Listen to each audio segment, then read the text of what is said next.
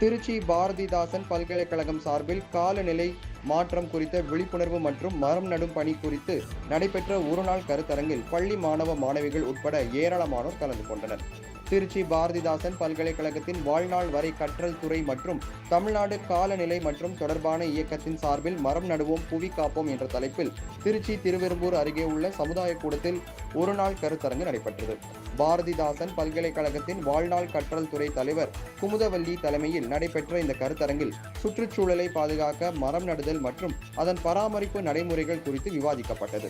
கருத்தரங்கின் நிறைவாக புவியை காக்க நெகிழி பைக்கு பதிலாக துணிப்பையை பயன்படுத்துவோம் என்று உறுதிமொழி ஏற்கப்பட்டது. மேலும் இந்த கருத்தரங்கில் பங்கேற்ற அனைவருக்கும் துணிப்பையும் மரக்கன்றுகளும் வழங்கப்பட்டன.